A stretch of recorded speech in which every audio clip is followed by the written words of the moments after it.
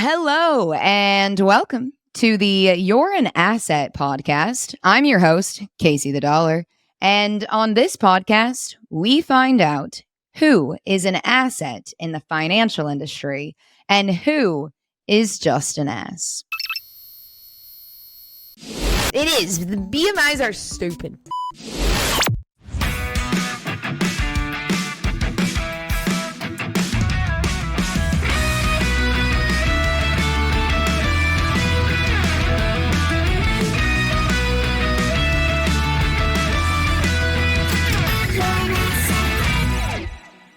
Oh my goodness. On today's episode, I have a very special guest. I have not had a chance to connect with this person offline or even really online just yet, but I've been dying to have them on the show, and I cannot wait to introduce them. So without further ado, please welcome NK. NK, I'm so happy to have you here. Thanks so much for joining me. I appreciate you for the invitation. Of course, of course. And I was just kind of mentioning to you how every other guest I've had on the show has been a dude. There's tons and tons of dudes in this industry. Thank you for joining me, bringing some female energy to the podcast. I would love to just kind of start off with how old you are, where you're from, where you're located now, and how long you've had your license. Firstly, again, just want to say thank you again for having me on the podcast. I'm 26. I got into the insurance space when I was 22. So I'm going on 5 years in September.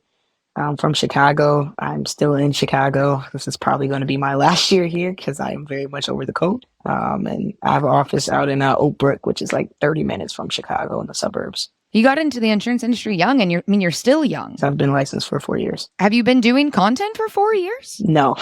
No. Okay. Content is new. Oh, I've made content in general, but just not specifically about insurance. So, content creation in general, I've been doing that for a while, way before I got into the insurance industry.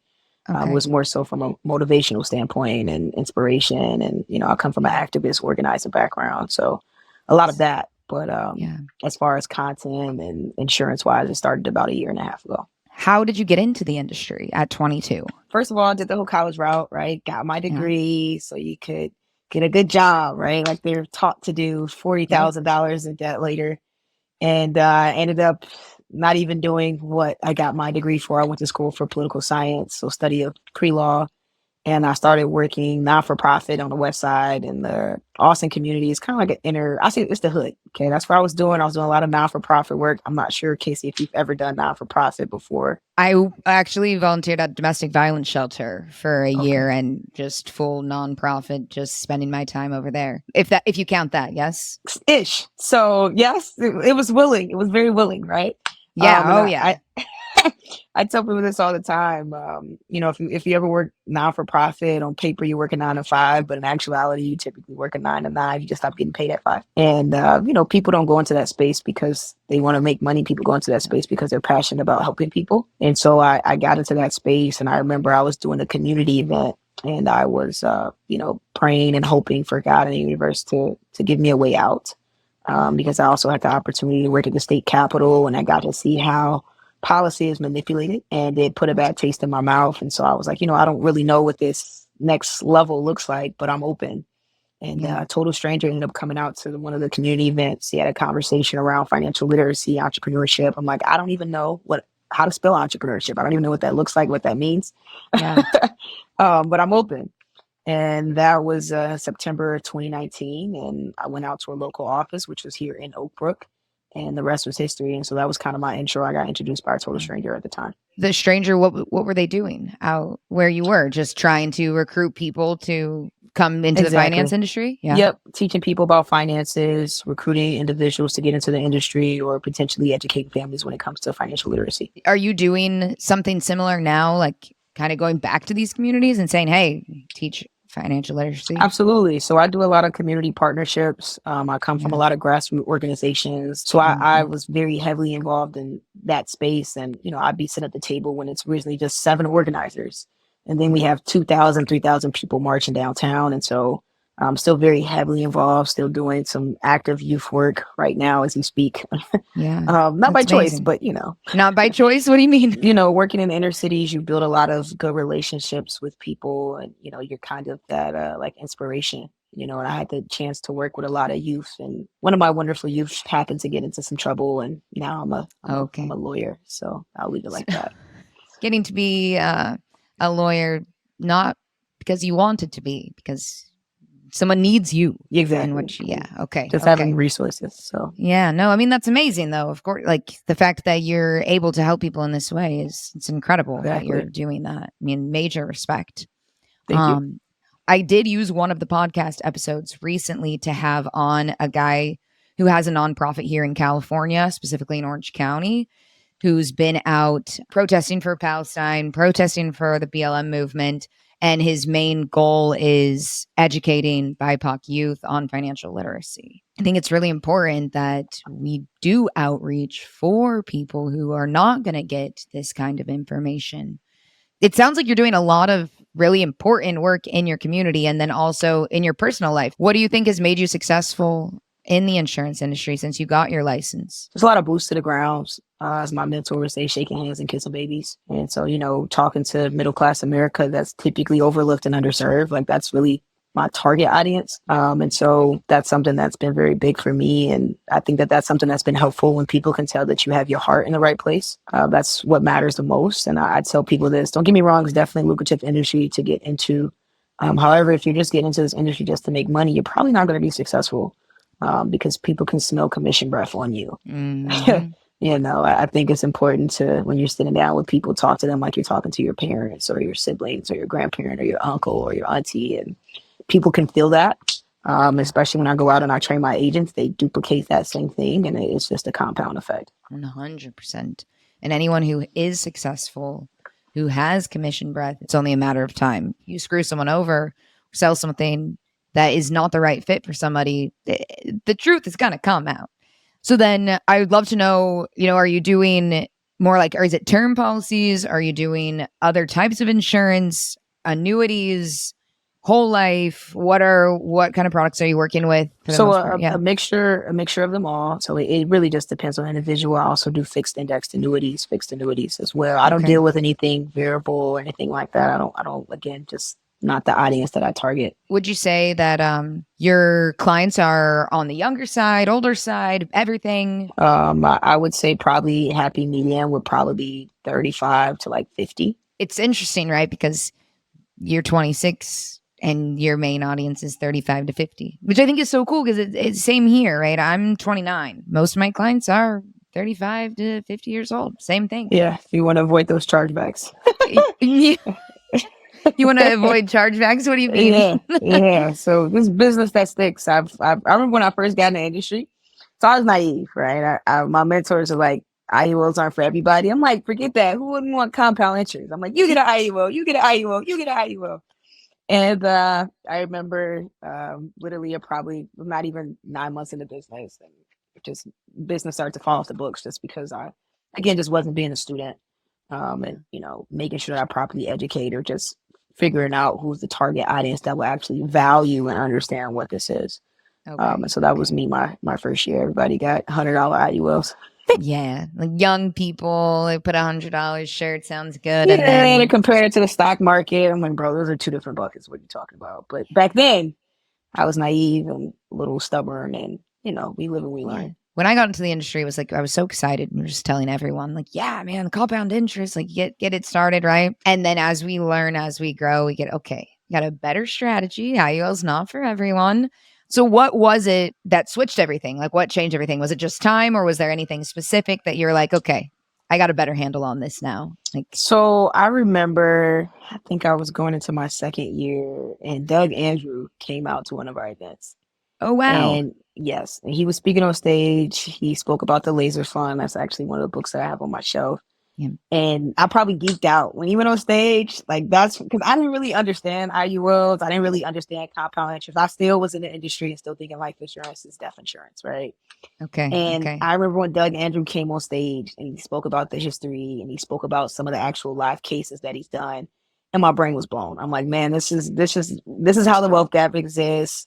this is information that can significantly change lives. But, you know, he also emphasized very important things like funding, structuring, and maintaining, and different things like that. And so that was kind of like the kick for me. And even reading his book, it really made me start to become more a student of the business. Just seeing Doug Andrew come on stage, and he's kind of like one of the OGs in the industry. And, you know, he was a buy-term investor difference at one point, and eventually fell in love with the IULs and just his story and his education. That's what really took me over the edge to become more of a student. I read The Laser Fund twice now, because the first time I read it, over my head. And all of us as a company, we should read it again. I think we would get it a lot more like a year later. And we did. We were like, wow, it makes so much more sense, you guys. Like, everything is clicking. That's really cool. I would love to know, are you working with the same place that you originally got recruited from in the beginning? So it's funny that you say, because I know you mentioned that I'm the first woman that hopped on your call. 53% of our company are female. So we're the majority. Yes, amazing. And multicultural at that. And so I tell it's super cool, especially in the financial service industry. Like, I probably wouldn't get into it if I didn't see the diversity. And so when I got into this space and I saw people who actually looked like me, who were having success, and they were willing to hold my hand and walk me through the entire process, I mean, it was something that I was at least willing to try. Yeah, I don't switch up. I haven't switched up. So you haven't switched up at all. Are you working for like a big company, or is it a smaller company? Like, so we're a financial marketing organization. So I'm an agency owner with PHP Agency, stands for People Helping People. I'm not sure if you've heard of it before. You know what's crazy? I heard about it last night. Not because I was looking into what you're doing. I was on a call with a client, and he told me, oh, I've been working with some agents from PHP. Do you know them? And I said, no. And so I Googled it, and I was like, oh, People Helping People. Okay, never heard of it before. And is it stationed in Chicago? It seemed like there's offices everywhere. It's all over. We're in 49 states plus Puerto Rico, except for Montana. Okay. I'm not really sure what's going on in Montana. We're not an actual life insurance company. We're a marketing organization. Okay. And so we work with like couple companies, just to rattle them off: Mutual Omaha, AIG, Fidelity Guarantee, Anaco, North American, National Life Group, just to hand. We got like 24 different carriers. And National Life Group was the carrier that they were saying that they were looking at. And I mean, I work with National Life Group too. It's a great company. Many of the ones that you said are good companies. Do you have like a team? Are you doing recruiting yourself? So one of the things I love about partnering with PHP is that they allow for you to co-brand. So my agency is called PLR Financial, so Phoenix Life Revolution. And life is spelled LYFE, which stands for living your faith everywhere. And our whole entire mission is to literally revolutionize the way that people view finances and entrepreneurship. And then I have about 53 agents. Wow, that's huge. I mean, I know I've heard of people say there's a guy who has, 6,000 and people have 10,000, but to have 53 people on your team it's a ton of people. Is it mostly women? Yeah, women. We got a handful of couples. So TikTok brings me in people from all over. And so it's really just holding people's hands and really teaching them how to scale. And some people, they don't want to scale. They're just like, hey, I just want to produce and write policies. There's nothing wrong with that either. It just all depends on what the individual wants. MK, have you listened to podcast at all? I've been watching a few of them and the different snippets I have. Okay, amazing. What I'm trying to do with a podcast is let people know who else is out there that they can trust, that they should talk to, right? And lift other people up. And of course, if someone is not doing so well, trying to call them out, right? Now, I've watched through your content, everything that you're saying online. I'm like, yes, amazing. Like, I'd love to know your standards of selling business. Like, in what situation would you turn someone away? And if you bring in, like, if I say, hey, MK, I want to come and work with you at PHP, do you have oversight over me? Are you training me at all? Or what are your standards for who you allow to come work with you? So, product wise, if you're not saving anything, let's talk, right? I have a budget worksheet. It's great. This is what you should be saving, right? Let me show you 3 to 6 months of emergency expenses, right? I mean, if you can afford a small baby term, hey, we can. I know you want this IUL. That's great. Let's revisit. Okay, let's get the savings up. I'm gonna say the small term for now, right? Or I've had some cases where just they couldn't afford anything, and I'm just like, hey, you need to make more income. What's your plan? And so I don't sell to everyone, and I'm very quick to turn people away when it comes to the IUL, because people hear so much stuff on social media. Oh my God, I watched this cash value on TikTok, and And I'm like, great, what are you saving? Okay, how long have you been doing that? Oh, yep, nope, sorry, not. And so I'm not afraid to turn people away. I don't look for everybody, and that's on the product and also on the recruiting side. I don't work with everybody. And I make it very clear for people that this isn't a get rich quick scheme. You need to actually put in work, and it takes work, right? You need to be okay with potentially getting rejected. I tell people, these are the three things I tell people if they want to work with me. I say, first, I'm looking for people who are coachable. I'm not signing up to be your boss or your manager. I'm signing up to be a mentor. You're going to get access to our system, our software day one. I want to know that, you're going to be coachable. Number two, I like to work with people who are moving with a sense of urgency. Many people know they need to change, but they don't want to change. And just because I recruit you, you still need to get licensed, right? So, and that's some of the things that I don't understand for some people, where they're like, oh, I just recruited someone. Great. Let's get them licensed. Let's get them paid. And so the third thing that I look for is people who are a student of the business. And so again, you got to be a student. Again, you get access to online of 10,000 hours of online education on top of what we have in the office. For me, if I have someone who is not local, like in this area, and there's an office in their area, I'm transferring them out to that office because I want them to get the best leadership and mentorship. Like I take my agents in the field, like, let's go sell together. Let me show you how I close together. And I'll hold your hand through the entire process, because that's literally what happened to me. Like I couldn't imagine trying to get into this industry and just trying to figure it out versus, having a little bit of, hey, I can study, be a student. We have training twice a week for our agents. And so, for us, most of the people that come into our industry, statistics wise, 90% of them, they have zero experience in the financial service industry. Okay. And those are typical people that we like to work with as well. You're licensed already and you got bad habits. I'm going to spend a lot of time helping you unlearn those habits. True. A lot of time. And I'm very big with my agents that, hey, you're a reflection of me. I need you to be successful. I need you to know how to help families. I need you to know how to have a basic conversation. So I'm very hands-on. So for my agents who are non-local, they don't have a local office, I also do train them on a week-to-week basis as well. So you're spending your time with people. Oh, it takes time. It takes time. Like you're spending time with people. I personally don't want to do that. Like I don't want to do that at all. Because it takes a lot of time. It does. Yeah. Now, it sounds like, are you going like business to business, door to door to the community? No, okay. I was like, well, when I want to, right? I'm shaking hands, I'm kissing babies, but it's definitely no door knocking. I don't cold call. I don't do any of those things. So when you say go out into the field, tell us what that means. So let's say I'm sitting down with the agent or a client and they send me a referral, right? Mm-hmm. Okay, awesome. They send me a referral. We make the connection. Hey, if you're local, I'm coming to you.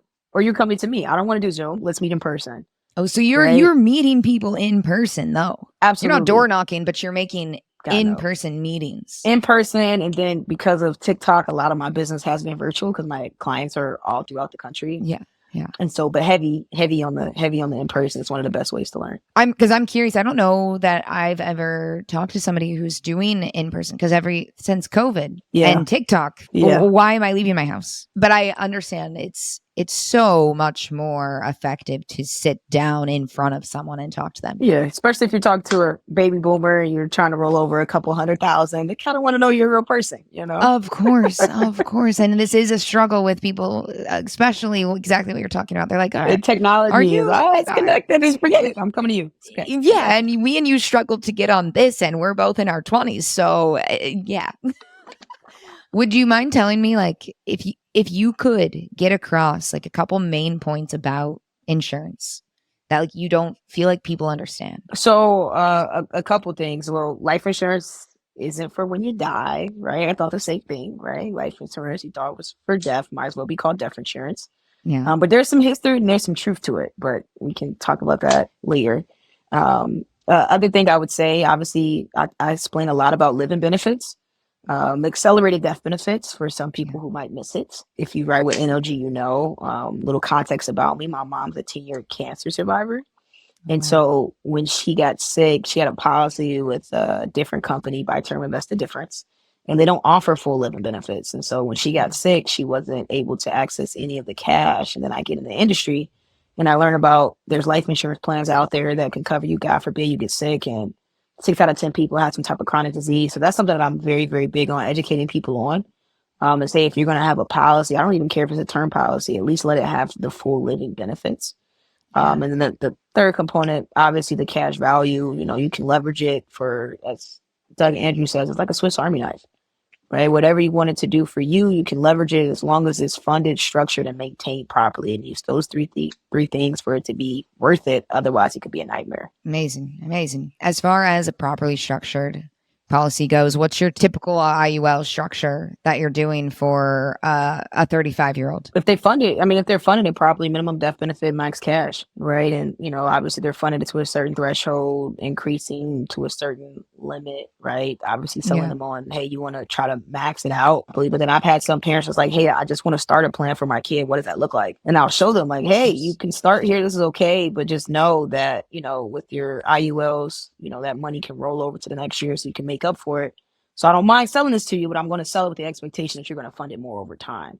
As long as we have that agreement, and when we do our annual reviews, I set that expectation. And so it all just depends on the person, but that's what I mean when it comes to structuring and funding it properly. Yeah. I mean, and I love that you just said it, the room rolls over, because this is something that I don't feel like most people get. Like, they don't understand this part, that if you have an IUL and you're trying to max fund it, but you're contributing $3,000 and your max contribution is $4,000, that extra $1,000 is going to roll over every single year.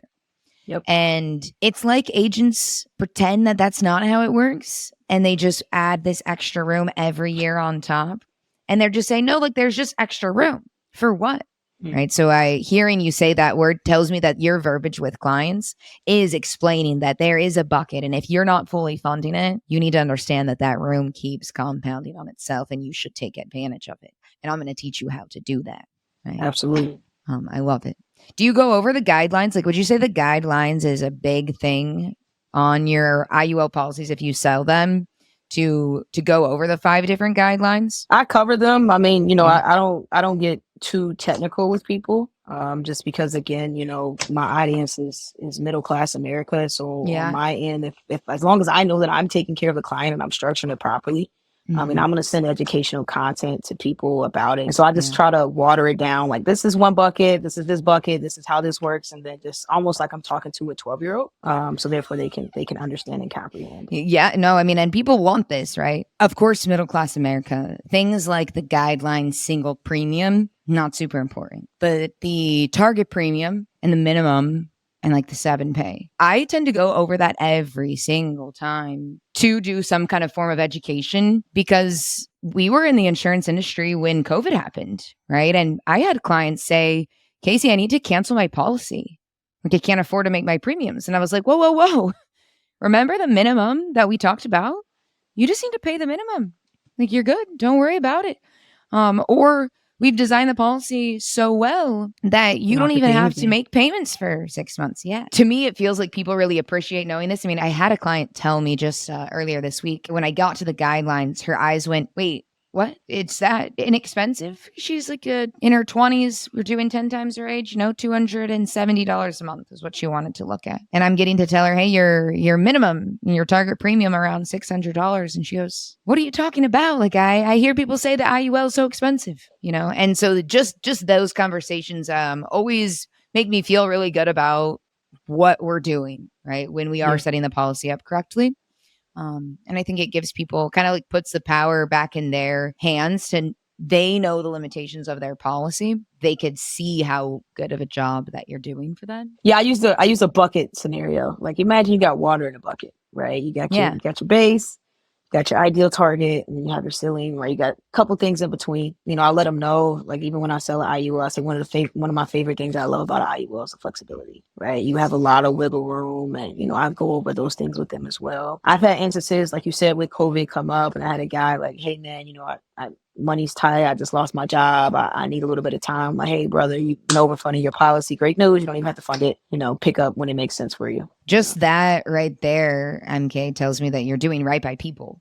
Like, it's very easy to tell in someone's word tracks, like, if they've had experiences where their clients are happy with the way they've designed their policy, or their clients are not happy. We always fund well above target, always, right? But let's say I have an individual, like I just had a lady like this, where I'll tell them, like, hey, where do you eventually see yourself funding it to? If somebody's doing less than what they should be putting in, then they're not doing business with me. People are always going to say, hey, I want to do 500 now, but in the future, I want to do 1,000. And so you're going to give them a policy that's a bit bigger, and they're not going to be max funding it on purpose because you're trying to give them what they want, set them up to have an effective financial tool that they can use.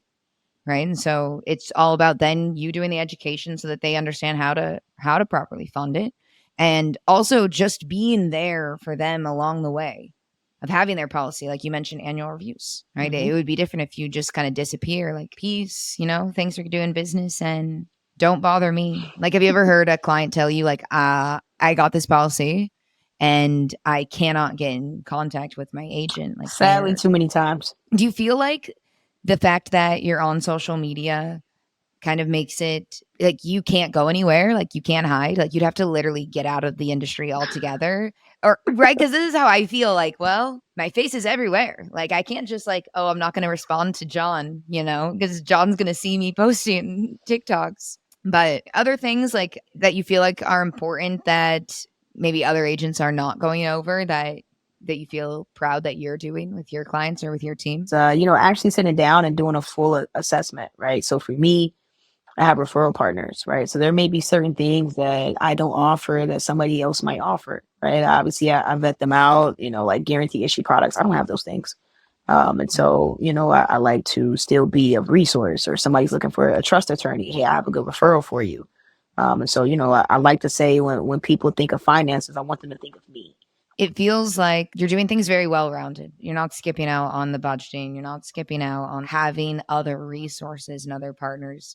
So that is huge respect that you're taking the time to really understand where someone's at and build that kind of trust with them in that relationship that goes beyond just, I'm just going to sell you insurance and see you later. Absolutely. And even I just had an appointment like that this week. So our whole beginning of our appointment was me literally walking her through her budget and like showing her where all of your money is going. And I was training a new agent. That was her first appointment.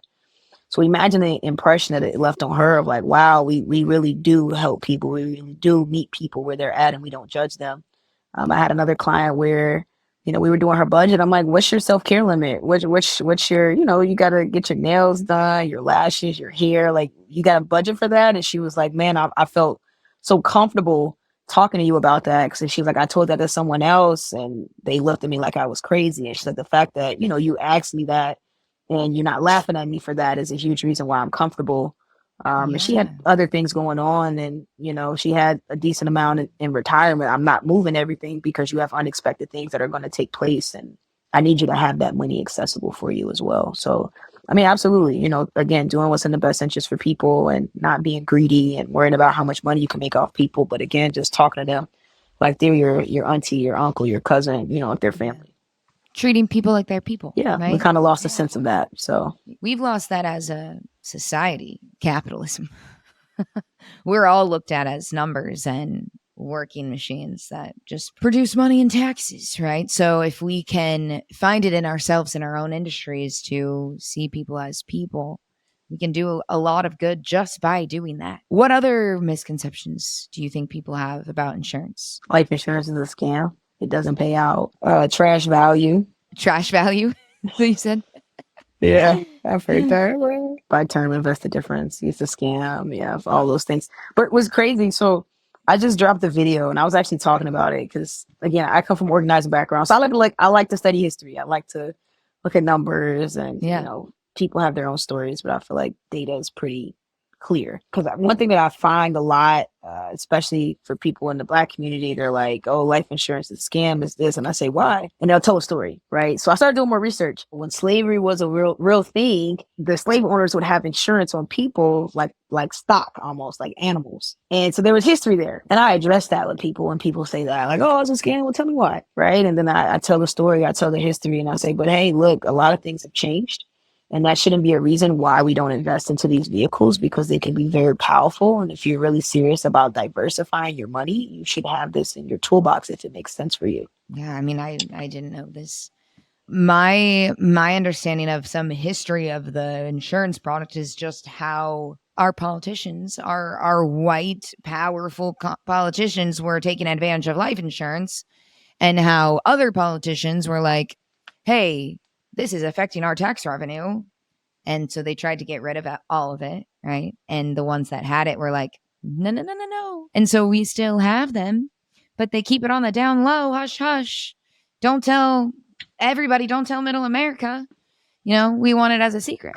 So not only were they were using it in a disgusting way, then they're hoarding it for themselves. I mean, there's a lot of bad history with insurance.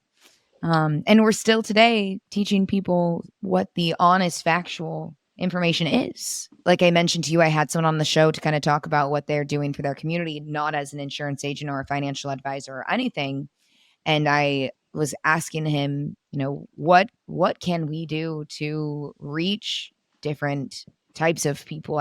I'm asking you genuinely, what could I do differently? Like as a white girl, what could I do to be more supportive and a better resource for people of color to get education out there? No, I mean, that's a real question. I first of all, I appreciate you for even saying that. And I mean, I think you're already doing it. You're literally giving me a platform to speak. And I think that that's something that's important that shouldn't be overlooked.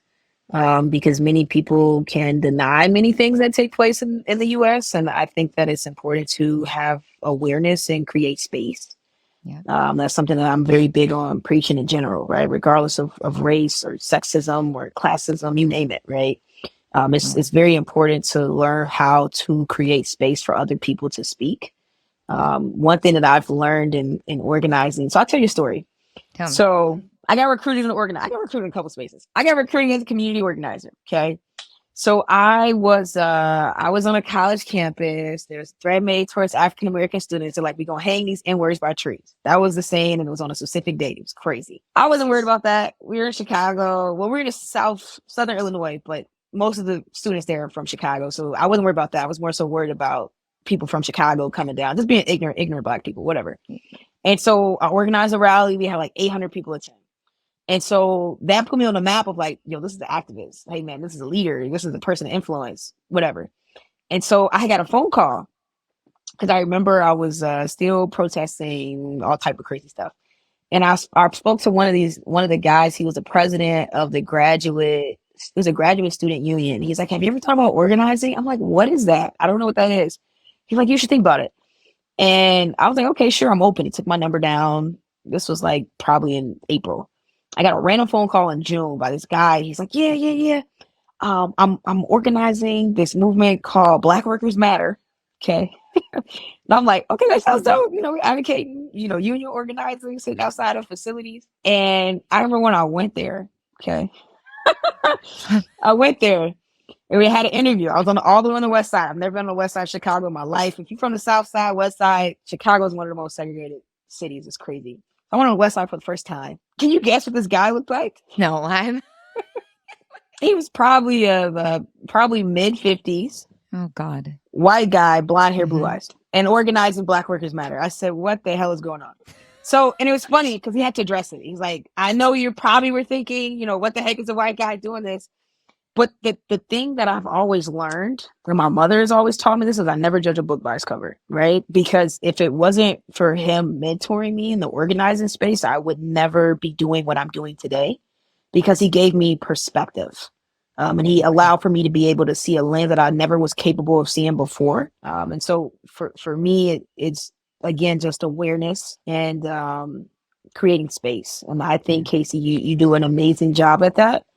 And it's one of the reasons why I personally have followed you and, take your content. And then, you don't come off as uppity or I don't get that from you. I see a powerful woman. I watched your content. And I'm like, oh, she's not dressed up. Hair is multicolored. Like, you go completely against the status quo.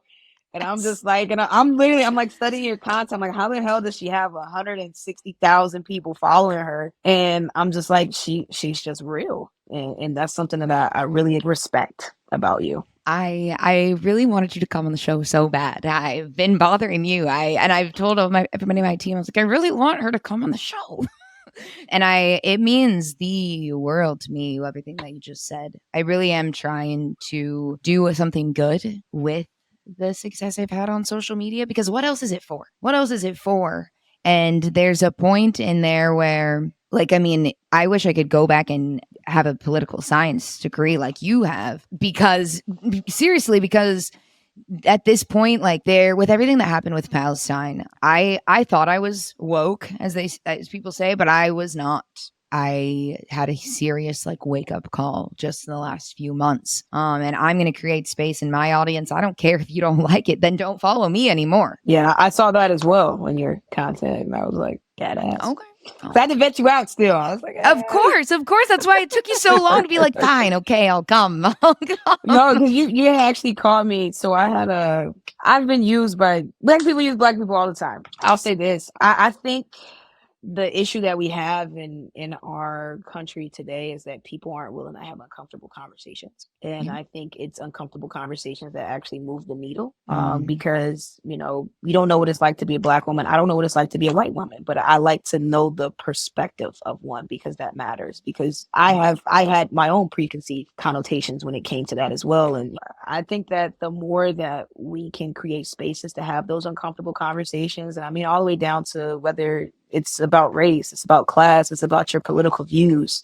You have an opinion and it matters. And I think that it's important to put that perspective out there so people can see that the world just doesn't evolve in my only lens. And I appreciate you for willing to create the space to have uncomfortable conversations that many people avoid, because that's how we grow. I really appreciate you appreciating that I'm trying to do that. I think what I'm going to say now is that you, my friend, I hope that's okay. My friend, you are an asset not only in the financial industry, not only for your clients, not only for your friends, not only for your community, but you are the kind of person that's on track to be an asset to the world, right? To everyone that you meet. You are absolutely 100%, no doubt, an asset in all regards. I'm so honored to have had you on the show and that you came and that we got to have this conversation.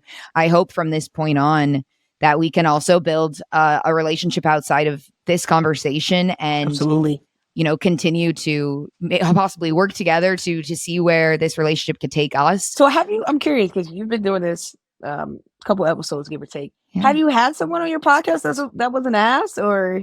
2 people. One of them didn't get called an ass in the moment because I got fooled by the salesman pitch. And one of them did. One of them was like, hey, Casey, you didn't tell me, like, am I an ass or an asset? And I was like, you're not an asset. It was really awkward. I was like, this is rough. I was like, maybe one day. Maybe one day. Do you blast them? Do you put them on? I did. 100%. Okay. Ryan Rush. Okay. Yeah. You know Ryan Rush. Yeah. TikTok is small. No, he screwed over a lot of people. And he's still kind of in this commission breath, very salesy. He's not really helping people. He's helping himself. Yeah, there are some models in the industry that teach that too. Get in, get out. He was being told, hey, if someone wants to pay $400 a month, you give them a $400,000 death benefit. And he was just kind of like, I just, I screwed those people over and now I do better. I'm like, okay, but what about all those people? Well, I don't know. That's not okay. And then I had a guy on the show, Depot Adesina. He talks a lot about land banking in Nigeria, buying land and holding it in another country where the people are very, very poor and the land is very, very rich. Until developers want to come in and develop the land is gentrification. I get it. I do. I can see both sides. I'll say this. And the reason why I can, okay? Yeah. I can see his mindset of like it's going to happen anyways. So someone like myself that looks like this should be able to profit from it. Agreed. So I can see that lens, but then I also still do agree that that's fucked up. Okay, thank God. Yeah. No. Yeah. Well, because he was not only saying like it's just me, he's getting people to invest with him. And so my point was kind of like, well, is everyone else black? Because if they're not, then that point kind of becomes mute, right? Like, unless you're trying to say, hey, I want to create opportunities for other people of color to do this. Yep. Social equity, something mixed in there to make it make sense. No, he's doing it on TikTok. But I do appreciate your point just now of saying like, someone's going to do it anyway. Yeah. I mean, I can see where he's coming from in that perspective. It'd be different if the developers are Black and they're creating affordable housing or, And that's creating right. sustainable sources, different things like that. It's clean water, Yeah, like we're not evolving here. What are we doing? Yeah. Anything else you want to add to the show, to the listeners? Anything at all? No, I mean, you're awesome. I appreciate the platform. I appreciate you breaking things down and being honest. I've learned a lot of stuff from your profile, even just different content ideas to be more relatable.